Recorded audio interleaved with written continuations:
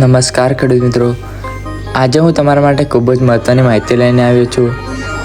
2026માં આ ખેડૂત પોર્ટલ પર નવી સહાય શરૂ થઈ ગઈ છે। સરકાર હવે ખેડૂતોને મશીન, સિંચાઈ, પશુપાલન અને બીજા ઘણા ક્ષેત્રોમાં સહાય આપી રહી છે, પણ ઘણી વખત માહિતી ના હોવાને કારણે ખેડૂત મિત્રો આ સહાયથી વંચિત રહી જાય છે। એટલે આ વિડીયો અંત સુધી જરૂર જુઓ।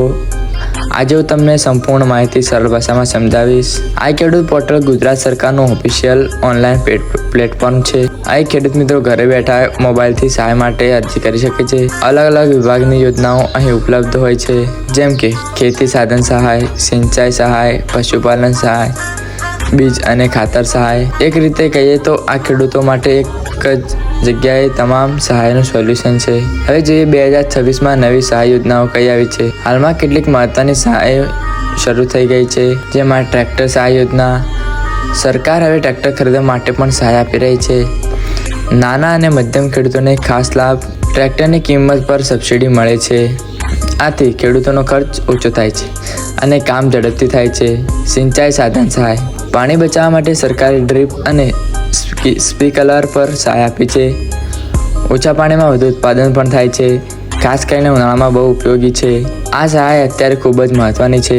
બીજ અને ખાતર સહાય, સારા પાક માટે ગુણવત્તાવાળા બીજ અને ખાતરની જરૂર છે। સરકાર સબસિડી પર બીજ અને ખાતર આપે છે, જેથી પાકનું ઉત્પાદન પણ વધી શકે છે। પશુપાલન સહાય, પશુપાલન માટે પણ સરકાર સહાય આપે છે, જેમાં ગાય ભેંસ ખરીદવી હોય, પશુ શેડ બનાવવો હોય, દૂધ ઉત્પાદન વધારવા માટે સહાય જોઈતી હોય।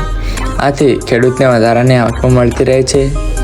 કૃષિ સાધન સહાય, ખેતીમાં ઉપયોગી મશીનો માટે સહાય મળે છે, જેમાં સ્પ્રે, રોટાવેટર, પાવર ટીલર। આ સાધનો ખેડૂતને ખૂબ જ કામ કરવામાં સરળ બનાવે છે। હવે તમારો પ્રશ્ન એમ છે કે અરજી કેવી રીતે કરવી? તમે તમારા મોબાઈલથી સરળ રીતે અરજી કરી શકો છો, જેમાં આ એક ખેડૂત પોર્ટલ ખોલો, યોજનાઓના વિભાગમાં જે યોજના પસંદ કરો, તમારી પસંદગીના સહાય પર પસંદ કરો, ઓનલાઈન ફોર્મ ભરો, જરૂરી ડોક્યુમેન્ટ અપલોડ કરો અને સબમિટ કરી દો। આ રીતે તમારી અરજી પૂર્ણ થઈ શકે છે। હવે જરૂરી ડોક્યુમેન્ટ: આધાર કાર્ડ, જમીનનો દાખલો, 7/12નો ઉતારો, બેંક પાસબુક, મોબાઈલ નંબર। આ બધું તૈયાર રાખશો તો અરજી સરળ રીતે બની શકે છે। મહત્ત્વની વાત એ છે કે દરેક સહાય માટે સમય મર્યાદા હોય છે। છેલ્લી તારીખ પછી અરજી સ્વીકારાતી નથી। ખોટી માહિતી આપશો તો અરજી રદ થઈ શકે છે, એટલે હંમેશા સાચી માહિતી જ ભરજો। હવે તમારો પ્રશ્ન એમ હોય કે કેટલી સહાય મળશે? સહાય યોજનાના પ્રકાર પર આધાર રાખે છે। 30%થી 70% સુધી સબસિડી મળી રહે છે। કેટલીક યોજનાઓમાં લાખો રૂપિયા સુધી સહાય મળે છે। આથી ખેડૂતોનો ખર્ચ ઘણી હદ સુધી ઓછો થાય છે। હવે કોણ અરજી કરી શકે? ગુજરાતના ખેડૂત, જમીન હોવી જરૂરી છે, આધાર અને બેંક લિંક હોવું જોઈએ।